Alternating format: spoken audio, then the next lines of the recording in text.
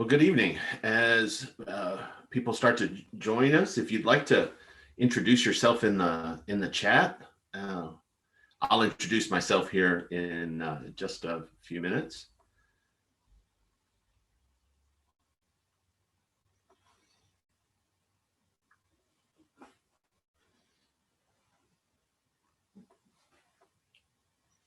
Good evening. While we wait, maybe just one more minute, if you'd like to introduce yourself in the chat, you don't have to, but if you'd like to. Hi, Sandy. Oh, all the way from El Paso. Nice. Adelina from Little Elm. Hi, Christy. Good evening. I think this is so wonderful, that we do these now, and, doing them local, I probably would have just had some people around our site, but now we get to invite people from all over the state, and who knows, we might wind up with somebody from out of state as well. Beaumont, hi. Granbury, awesome. Well, welcome. I'm going to go ahead and get started. We've got quite a bit to cover. I really appreciate you being here. Let me go ahead and move to the first slide. So good evening and welcome to Historically Well. This is a new virtual program from Hogg Plantation State Historic Site. We're located in West Columbia, Texas, about an hour south of Houston.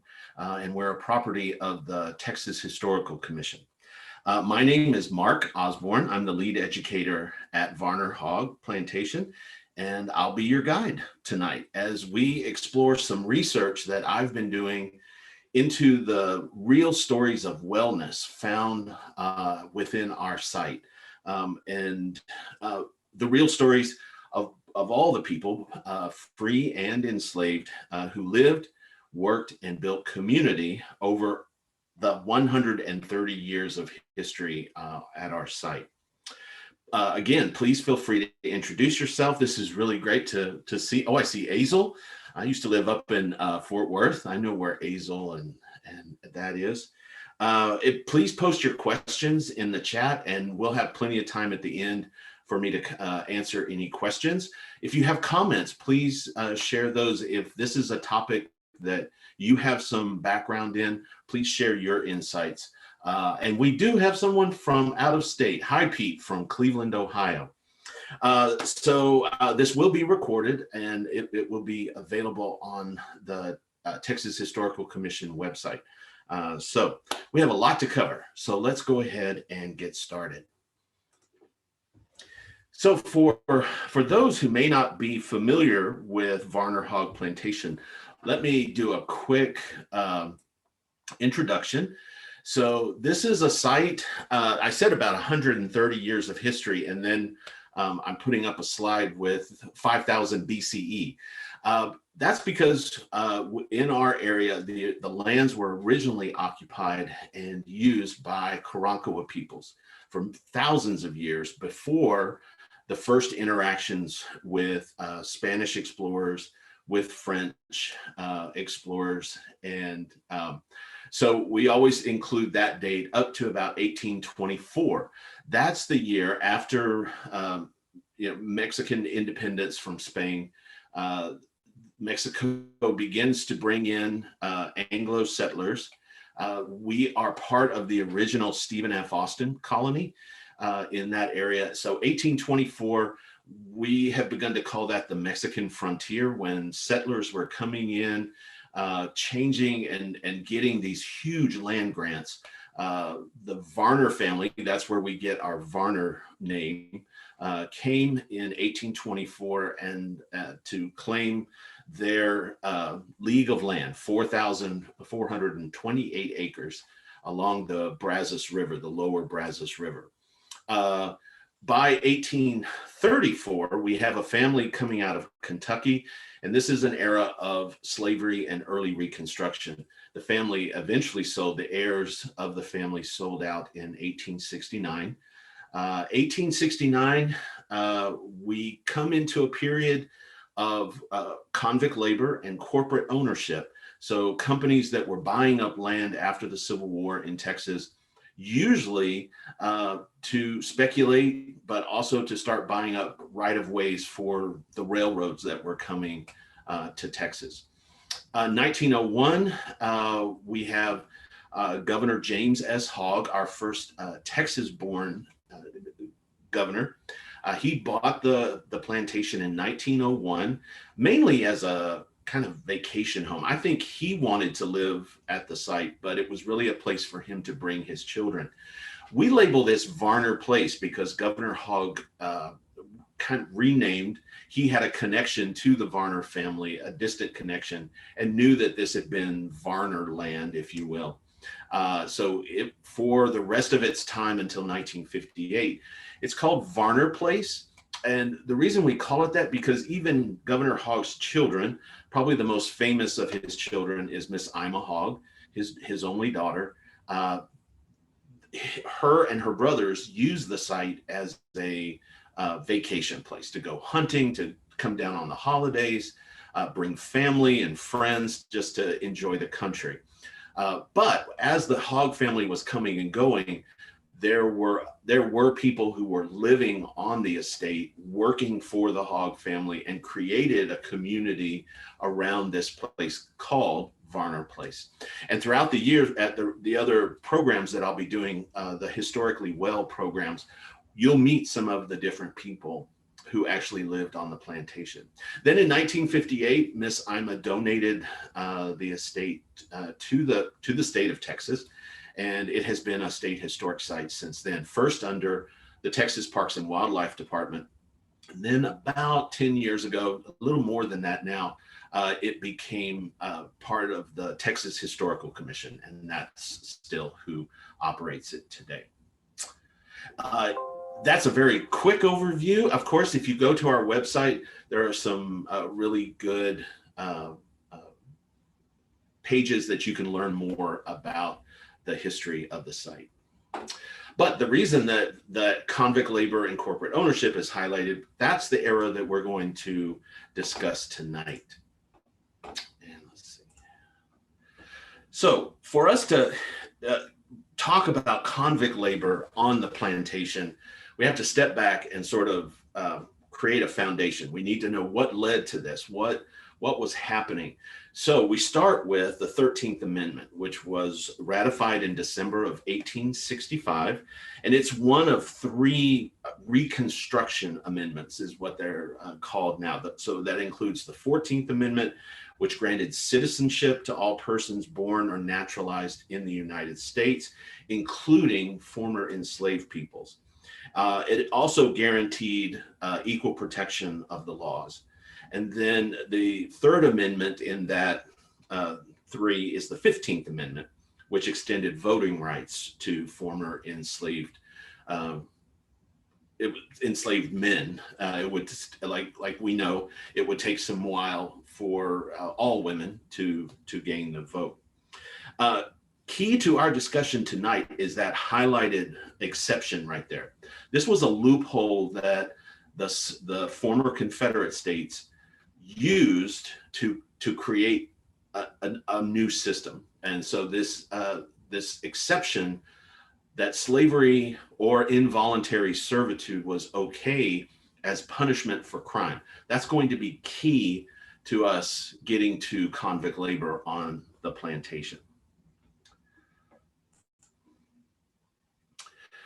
So in 1866, Southern states, right after the Civil War, they're trying to reorganize, and this isn't a session about Reconstruction totally, but everything was a mess, and they were trying to get back in order, and they had a problem. It was their problem, and by their problem, I mean landowners, former enslavers, and plantation owners in Texas and across the South, former Confederate states, had a problem. How were they going to continue to operate these huge plantations and have any amount of control, and how to reestablish control over Black workers without restoring slavery? Slavery was illegal. You couldn't do it. how are we going to get a workforce back on the plantations? And what resulted were these statutes called black codes that gave great authority to local court systems and to landowners to coerce free labor with the threat of forced labor. So it was like, well, you can come work, but if we find you not working for any amount of time, we're gonna force you to work. So the black codes, as they're called, they did provide some basic civil rights, some basic property rights. Former enslaved people could make and enforce contracts. They had the ability to sue and be sued, make wills, and they could lease, hold, and dispose of real and personal property. And that's going to be key here in just a minute. I have a point to make there. There were also many exceptions to their civil rights. It reaffirmed the inferior position that enslaved people and free Black people had held in antebellum Texas. It established that it was illegal for Blacks to marry whites. They couldn't share in the public school funds. They could not receive public lands. And it really established a precedent of segregation through mandates to the railroads to provide separate accommodations on trains. Also, part of this is, controlling Black bodies and Black labor. So we've provided some civil rights, not everything. We held some back. We're not quite there. Now here's the labor part. So one of the things the Black Codes did was establish an apprenticeship law where minors, with either parental consent or a court order, could be put into an apprenticeship under a master, which is a typical term in apprenticeship. And then that master would provide food, clothing, medical attention, and was supposed to provide humane treatment. In return, just as apprenticeships had been done for thousands or hundreds of years, that young person would be trained in a trade or an occupation, but farm labor was considered a trade or occupation. So let's think about that one for a minute. That's why I highlighted that. Is that really a skilled trade that you become a farmer? No, let's just be honest. It was a way to get young people back on the plantations and work them to get crops in, whatever those crops were. In our case on the plantation, it was sugarcane. Now, as you can see, there were also provisions. Masters could inflict corporal punishment. They could pursue runaways.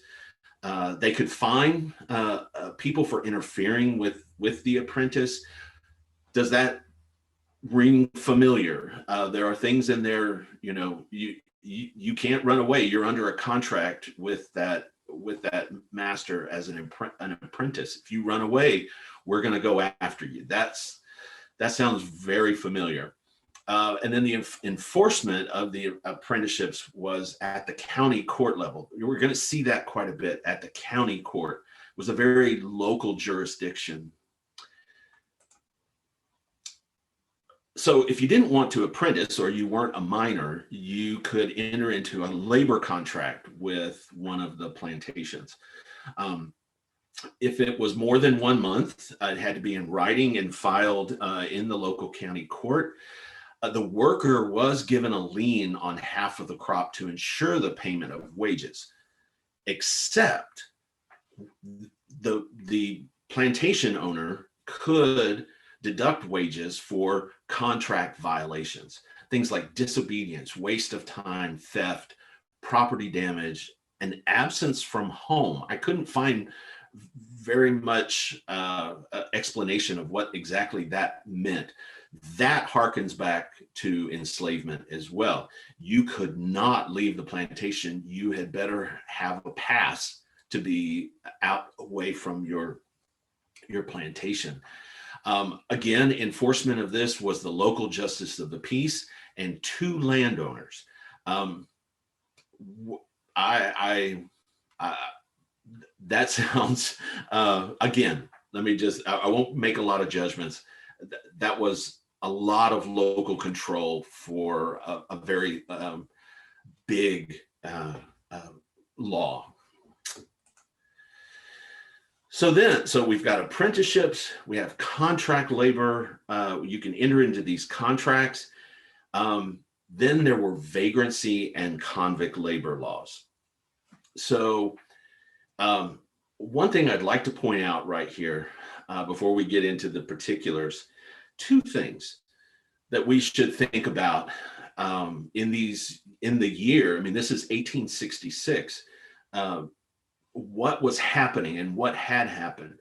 So first of all, 1865 here in Texas, June 19th, 1865, was the official date for when enslaved people were emancipated in Texas. We don't know the exact date that the troops came up into Brazoria County. We do have, through a slave narrative, two descriptions of troops coming on the plantation and making the announcement that the slaves are emancipated.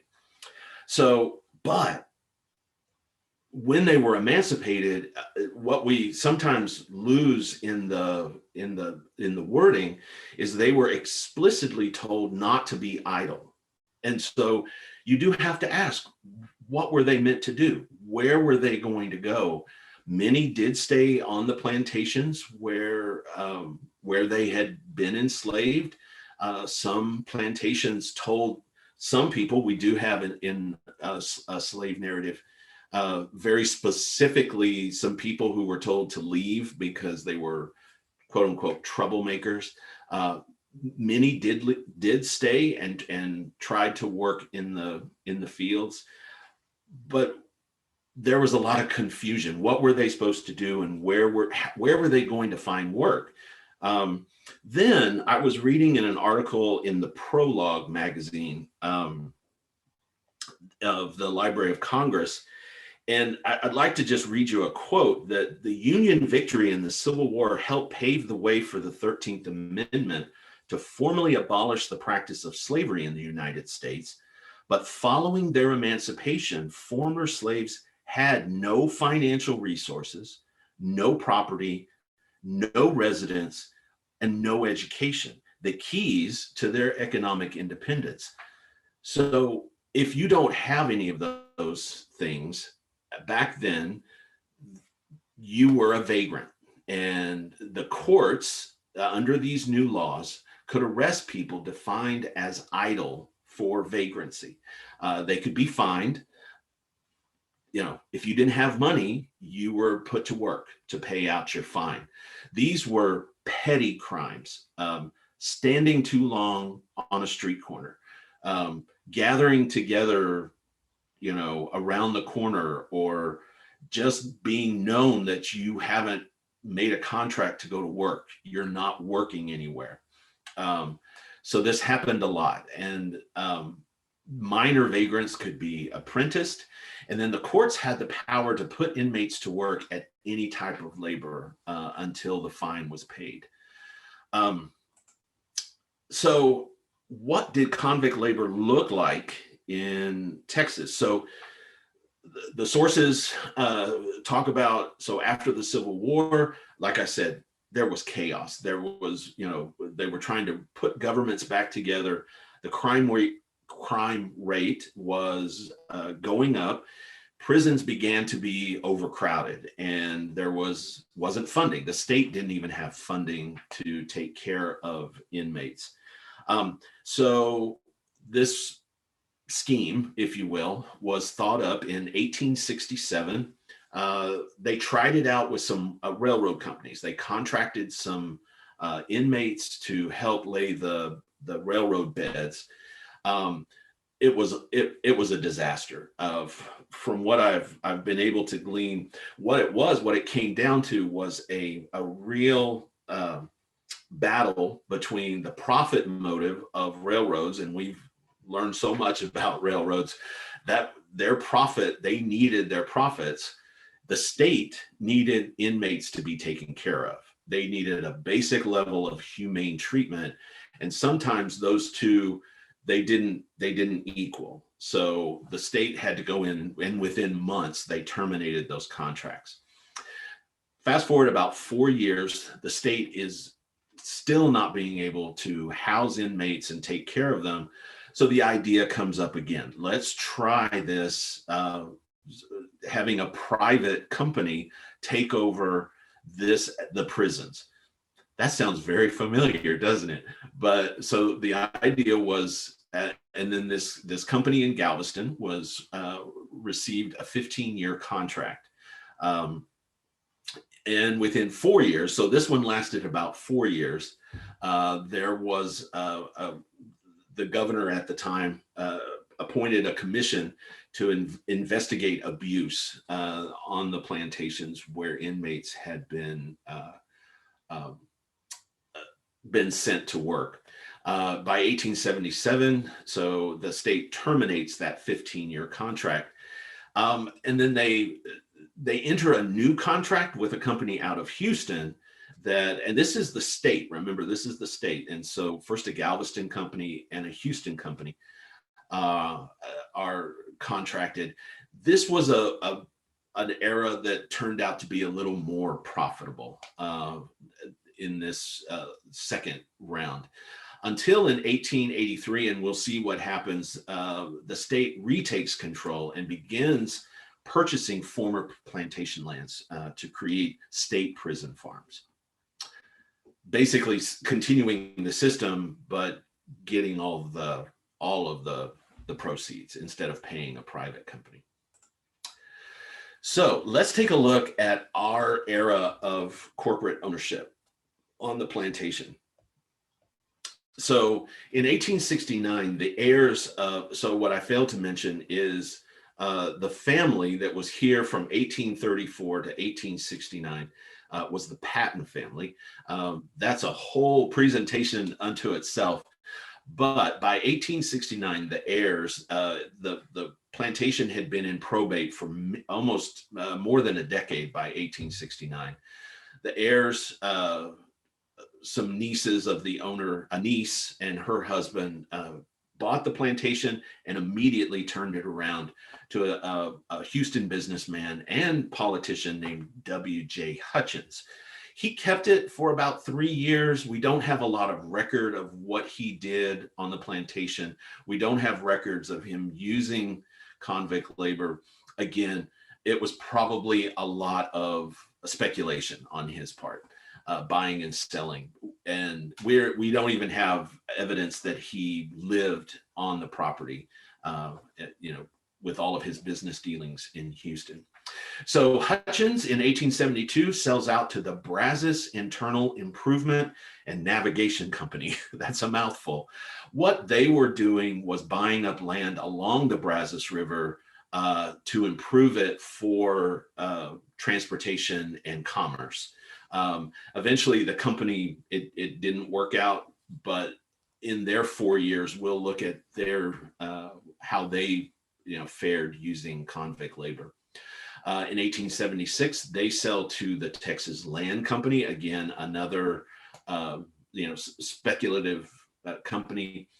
And then in 1880, this gets a little confusing. The Texas and New York Land Company bought the property and kept it for a little over a decade. And all of our source material is very confused as to why they kept this land for 10 years. Starting in the 1880s and 1890s, the land was not giving, it was not producing. It was an era when Brazoria County turned to cattle ranching a lot more than crops. They were still growing some cotton and of course corn and that, but not the big sugarcane crops. Those weren't making it.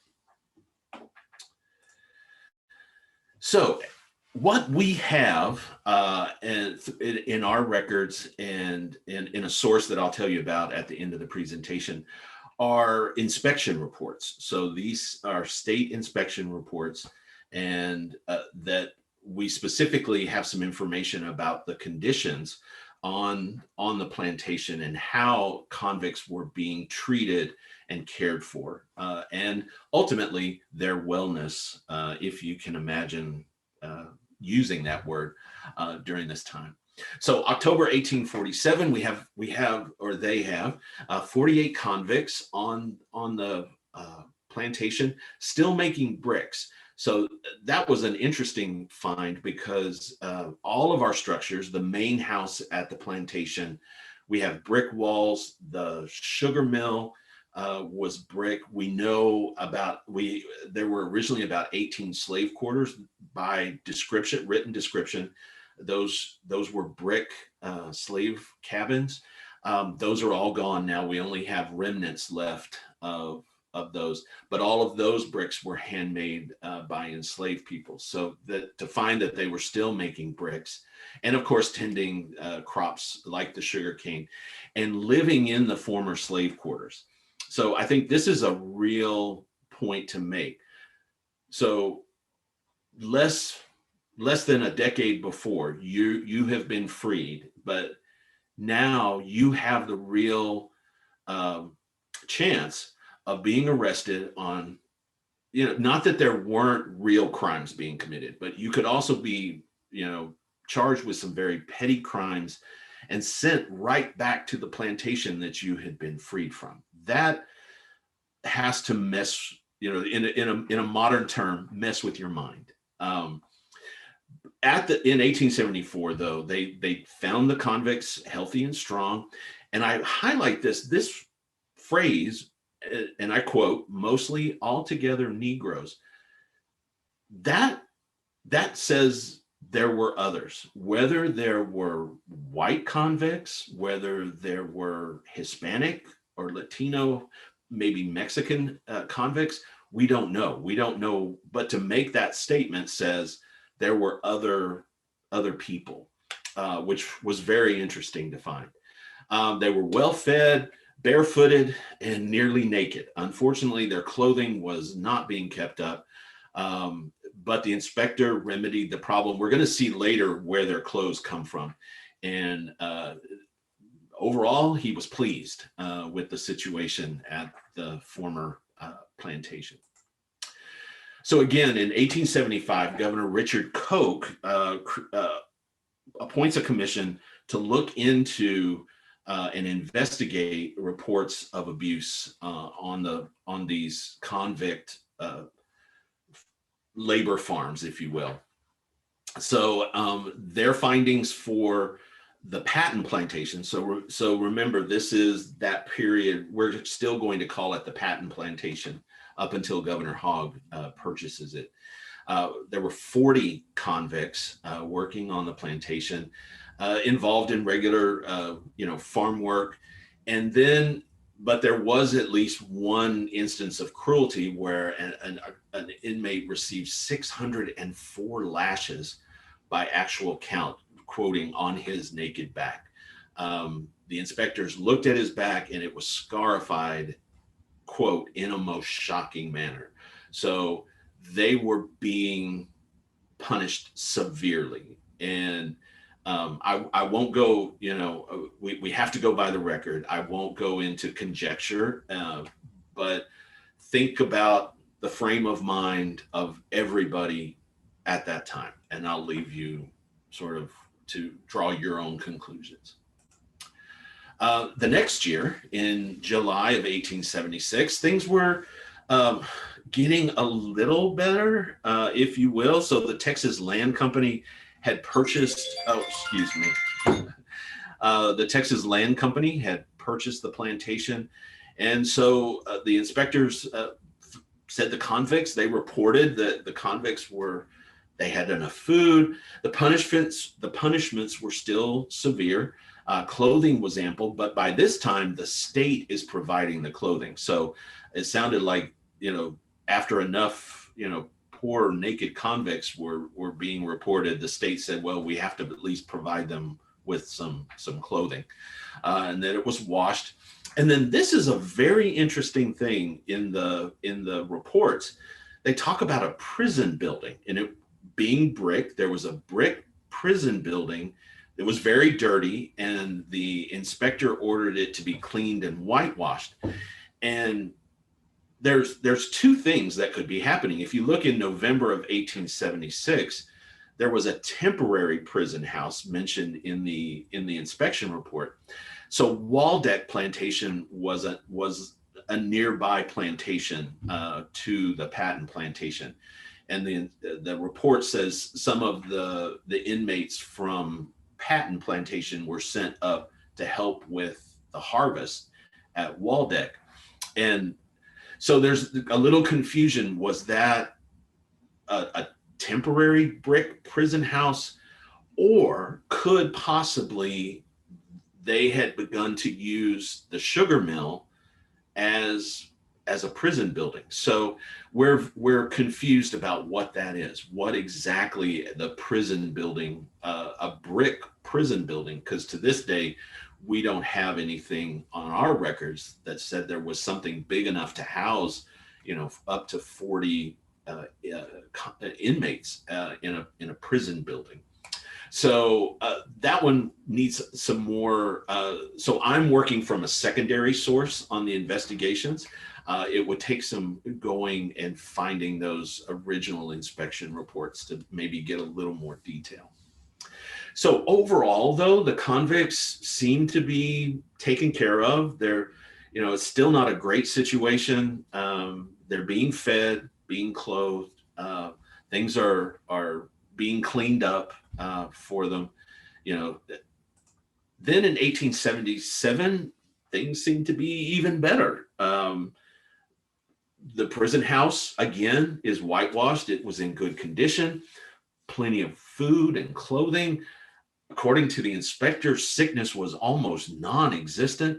And quote unquote, men are first class, look strong and hardy. There was a case of a convict fleeing the plantation, but was recaptured. And so discipline seemed to be good, and punishments by stocks only, which at that time was considered humane. So again, I have to go by the record, but let us remember who was writing this report and who was making sure that, let's also remember there was money involved. This was a money contract with the state. That company was receiving funds and basically, well, I'm sorry, the other way around. They were paying for this, but through that very cheap labor, they were making profits off of their crops. So let me make sure I get that correct. They needed those convicts, and they were probably going to do whatever they could to put on make a good impression. And again, we have to, I slide into making assumptions, and we have to stick to the record. So there's more. I feel personally there's probably more to that story that we may never know. Then through the rest of the 70s, by 78, the inspectors are like, this is a model plantation. It is in fine condition. Everybody's cheerful. Imagine that. They're cheerful. They're working well. They've got plenty of pumpkins, peas, and potatoes. So forgive my tone. It just sounds, it's like, we were putting a real shine on what was going on. So then by 79, we're missing the reports. We don't know where those are, and we do know there were about 26 convicts on on the plantation. Then by 1880, so this is when the Texas and New York Land Company takes over, it declined in use of convict labor. And then by 1883, so that 1880 to 82 is a transition period between the two land companies. It gets very, as most business history is, there are a lot of players and a lot of things happening. That by 1883, they just aren't using convict labor anymore. We believe they switched to shareholding and tenancy, because we do have evidence of that new housing being built in an area that, if you're from Brazoria County and from the area around the plantation, Columbia Lakes, though that it's a subdivision that is right behind us, where originally that was where the sugarcane fields were. And we have some recorded oral histories of a gentleman talking about the sharecropping houses that were toward the northern part of what is now this housing area. All right. So, and then eventually convict leasing ends in Texas. So by 1908, and this is done on the plantation. 1901, Governor Hogg purchases the plantation, and he's not using convict labor. He's hiring people and starts in a whole new era for the plantation. But in 1908, some investigative reports start showing up in the San Antonio Express newspaper. And then newspapers across the state started picking up news of, more abuse and really poor conditions on these prison camps and on the convict leasing. Remember, this is the progressive era. So I'm working on some presentations about how progressive Texas was during the progressive era.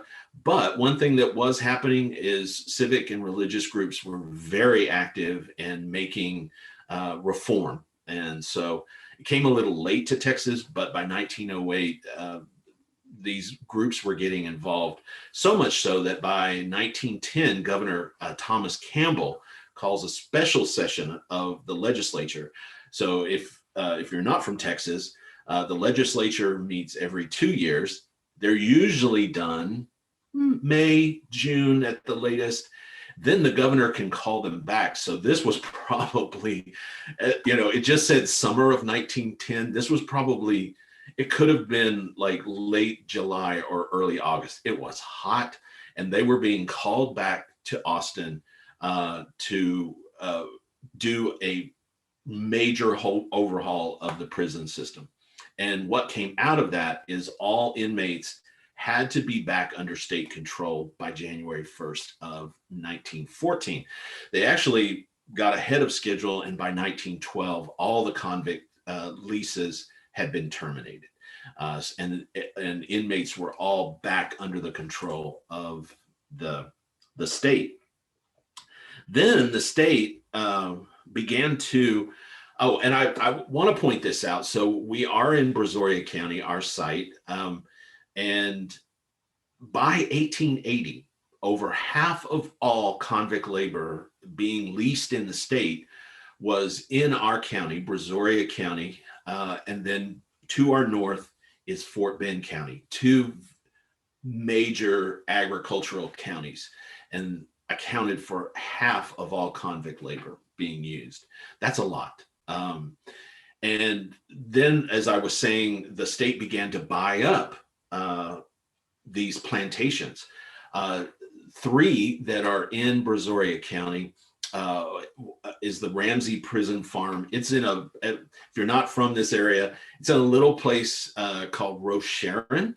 I won't say it's not quite halfway between our site and in Houston or Pearland, maybe halfway to Pearland. But it encompasses 16,000 acres that had been bought up of these of 5 former plantations. And what I didn't mention earlier is at the height, before the Civil War, there were upwards of 45 plantations in Brazoria County alone. I think that's a number that maybe if you're not familiar with the plantation economy in Texas, you don't realize there were that many. And they were of different sizes. The Patton plantation was a sort of mid-tier plantation. There were ones much bigger. And one of those was the Retrieve plantation that is now called the Wayne Scott unit. It is a true plantation to prison farm situation there. All right. So in doing the research, I found this quote from Carter G. Woodson, that the poverty which afflicted them, or the people after emancipation, for a generation after emancipation, held them down to the lowest order of society, nominally free, but economically enslaved. So in the end, the use of convict labor on the former Patton plantation lasted only about a decade. And from what we can cull from the state inspection reports, the laborers eventually were taken care of, if not worked hard, and at times punished severely. However, in this brief chapter of our site's history, the years of convict labor and corporate ownership helps illustrate the very contradictions found within the years of Reconstruction in Texas. At that time, progress was promised on one hand and denied by the other. Texas was emerging from the war years, ready to run cattle, grow cotton, urbanize, and eventually pump a lot of oil. With every promise of progress, new obstacles and methods of intimidation were employed to control the bodies and labor of African Americans. So this month, we explored stories of wellness in the years before and just after the Civil War. In future programs, we'll continue to discover the role that wellness played in the lives of those who lived, worked, and built community at what is now Varner Hogg Plantation. If you would like, I want to provide you with my source material. If you'd like to screenshot that, you can find, of course, in the Handbook of Texas, an invaluable resource. If you have any question about Texas history, go to the handbook. There is probably an article about a person or a period in our history. It is, and they are working on some new handbooks that are very, very interesting. The one that won't be available publicly it might be at the Texas State Library as an agency document, what we call the Blue Book. This was a report put out by the Texas Parks and Wildlife Department. If the handbook is invaluable, this is priceless for the information that is provided in it. So I have to thank the staff of the Varner Hogg State Historical Park, as it was known then, for that document. This is my information. Please, if you'd like to screenshot this, and please contact me if you have questions. If there's something that you'd like to add to the conversation and to my research, I would welcome your input. That's my email and my phone right there. And I wouldn't be a good educator if I didn't promote some upcoming programs. So I do all ages. So this one was probably more for adults, but twice a month I do a story time, a virtual story time called Front Porch Stories, where I read children's books from all the different porches that we have. We have, of course, our main house, which has, if you count them, about 3 or 4 porches. And then we have about 5 cottages that each have a front porch. So I go to each one. This next month in March, our theme is our shared Texas heritage. So I'm going to be reading some fun Texas children's books. Next month, I start a new program called Virtually Varner Hogg. I did these a little while last spring, but our theme is going to be about the people in our neighborhood in the first about 20 years of the 20th century. And we're going to meet Governor James Hogg. So that's a children's program too. That'll be on Facebook on March 20th. And unfortunately, I didn't have a chance to do my slide. The Main House Forum, telling the real stories of enslaved artisans, that unfortunately has, it's been canceled. So we won't be doing that in March. We will be doing the Main House Forum in September. It'll be an annual event. We had to push it back. So look for that one later. And then, if you didn't know, next Tuesday is Texas Independence Day, and we'll be celebrating 185 years of Texas independence. That's a big day in Texas. And next Tuesday at 10 a.m.,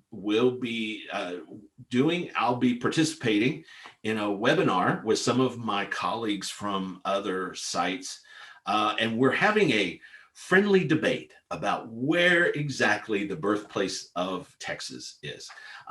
So where our site is in what is now West Columbia, I'll be representing for Columbia as, of course, the first capital, but I think I can make a case that it's the true birthplace of Texas. So if you're interested in that, please join us next Tuesday. So I thank you. I'll leave this up, and I'm going to pull it. I said I would leave it up. Let's go back. But I'm going to pull my chat over. I've seen some comments coming through. So let's see. So Megan asks, where could we find the slave narratives about the announcement of emancipation in Brazoria County? That's a great question. And yes. So Rain at the George Memorial Library in Richmond. And so those are actually, all of the slave narratives are on, and if I can find let's see, while I'm sharing, if I can get out of this, and I think I can go, oh, that's maybe why I was, excuse my personal screen there.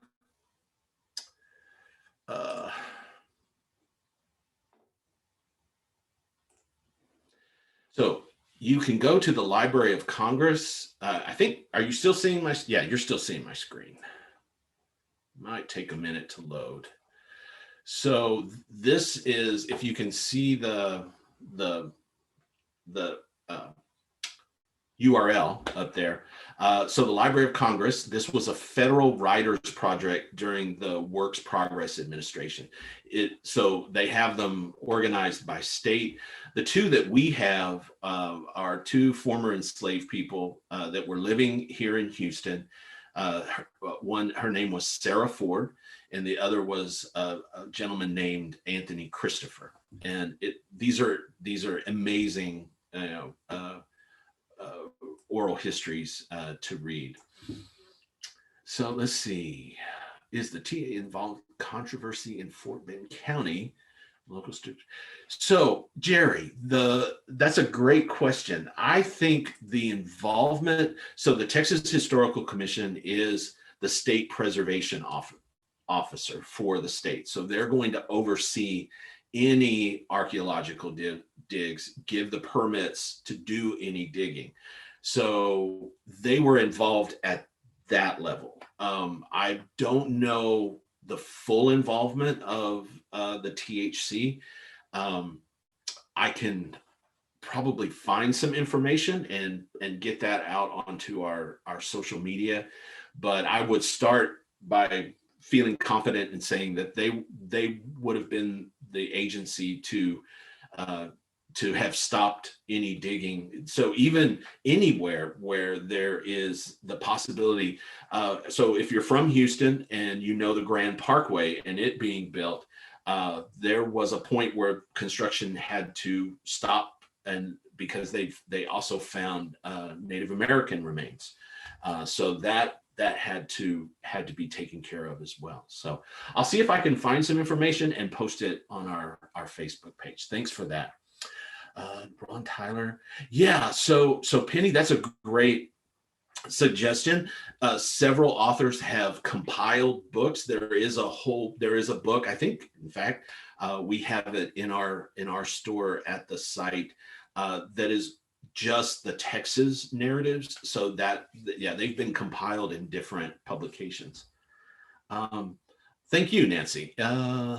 So we get asked a lot. So Ron, where's the Convict Cemetery on Varner Hogg?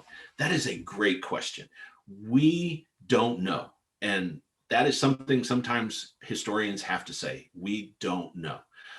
We don't even know where the slave cemetery is. We have a feeling we know where it is, but we don't have a specific, there's nothing there. There's no evidence anymore. Like we do have others located, and there are people in Brazoria County. She's a very good friend of the site. She's working on that, trying to find these cemeteries. We don't know.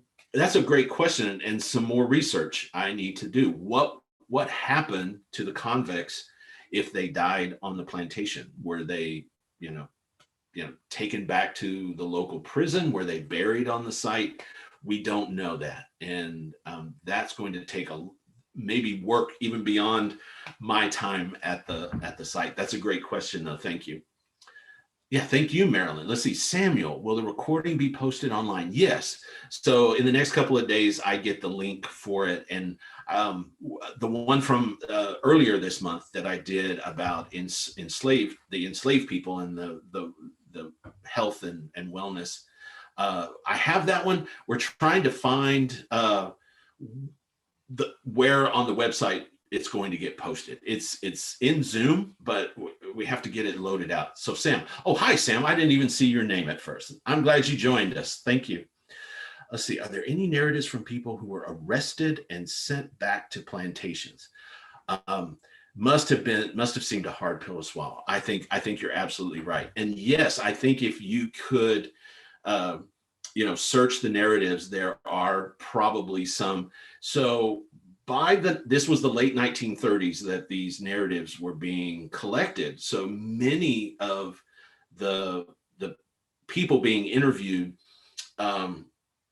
like Sarah, for instance, Sarah Ford, we think she was about she was between 7 and 10 years old at the time of emancipation. We don't have a birth date for her. We figure she was in her late 70s, early 80s by the time of when the narratives were written. People did eventually find work. So Anthony Christopher, the other narrative that we have, he talks about going to work on the railroads. And so that was an opportunity that started to come up. So again, some more research that will have to be done. Stories for the convicts. Oh, that's great. Thank you for that, Chastity. Thank you for that information about the cemetery in Sugar Land. If you're not familiar with that, I think, and Sam, if you're still online, you can tell us where to go for that to get a sense of the story about what has happened in Sugar Land. If you're not from this area, Sugar Land is southwest of Houston, and it's a suburb that when I was growing up, it was way out in the country. Now it's a suburb that's just exploding outside of Houston, and this convict cemetery was located, and it has been a real controversy for a while about building on the site. So let's see. We can see text of the questions, please. Oh, thank you. Oh, I will. Still getting used to doing it this way. Our complaint on the excavation announced at Bullhead. Oh, great. Thank you, Rain.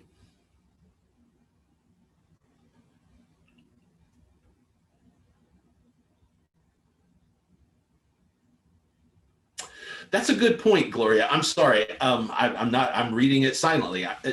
Gloria says, I appreciate your transparency and sticking to the record as opposed to opinion, but it appears that the inspector who described the convict population as mostly altogether Negro implies to me, to Gloria, there may have been mulattoes who were light-skinned blacks who were included in this population. That's a good point. That's a real probability. Where is it located? I'm not sure what you're at. Oh, is that you're asking the location for the Sugarland 95? Okay. Dorothy asks, did many former slaves go with cattle drives? Actually, yes. That's another area that is being brought out of the black cowboys and their contribution to the Texas cattle industry and the cattle drives. So if you're ever in, I think in Fort Worth, there is a museum dedicated to black cowboys, I think. All right. Well, let's see. Well, it's about we have about 4 minutes.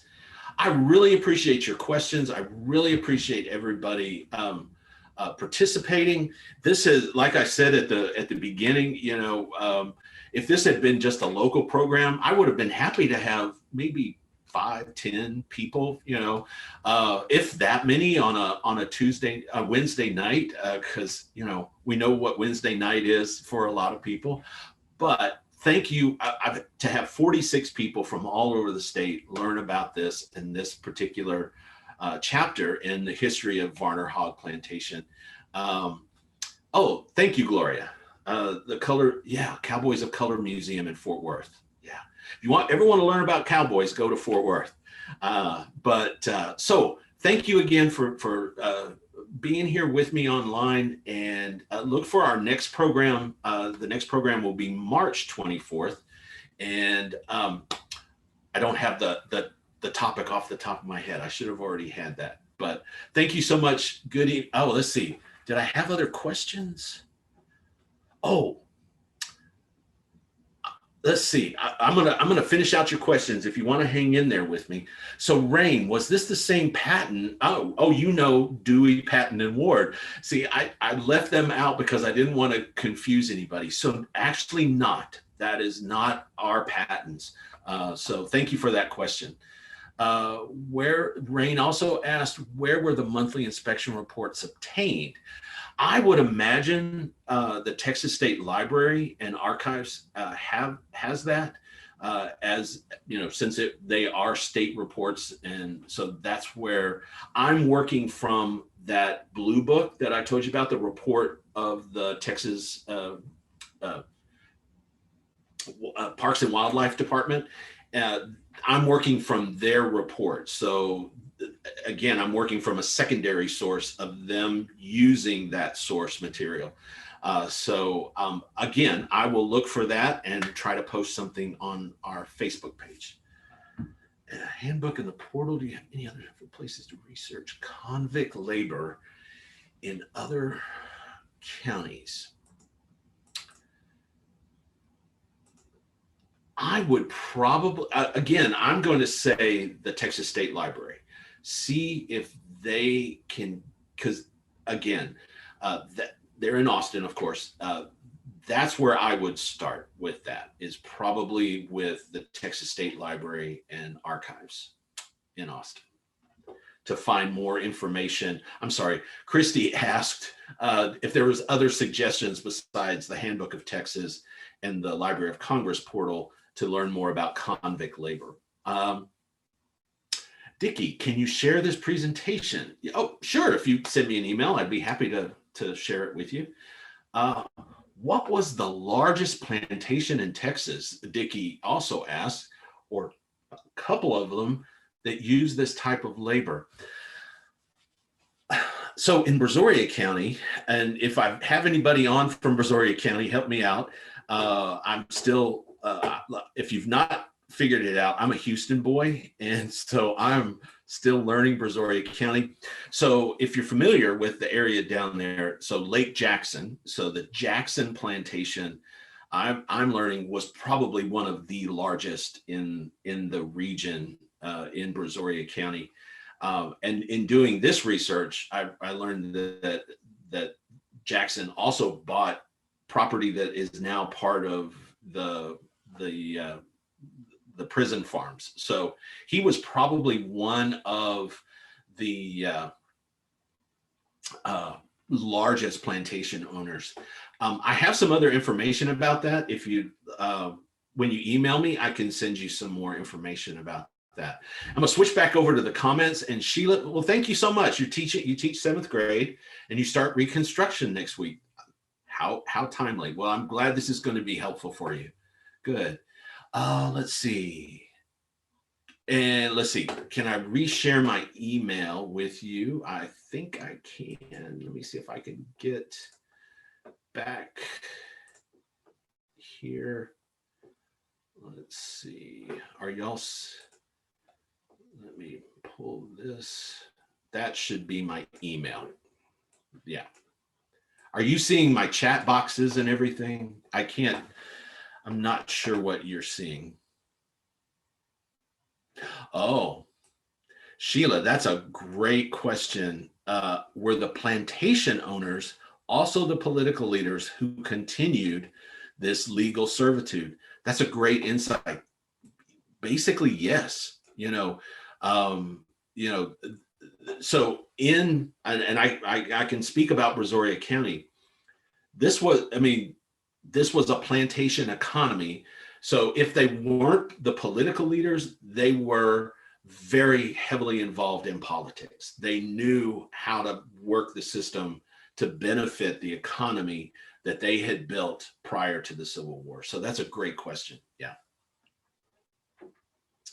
Thanks, Sam. Thanks for sharing that. Let's see. I was able to find many of our site, but not some of your years. Okay. Yeah, Rain and Dickie, I would really, if you want to email me and we can talk a little bit more. It sounds like, Rain, you're doing some work on trying to find these other sites. So I welcome your questions, and please email me if you would like to talk more. This is definitely a big topic. Well, if there aren't any other questions, let's see. Yeah, okay.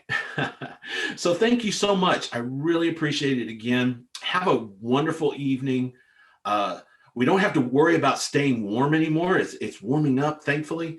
And so we have thought out, hopefully everybody is well and your families are doing well. And I hope to see you online again. So thanks so much. Have a great evening. Take care.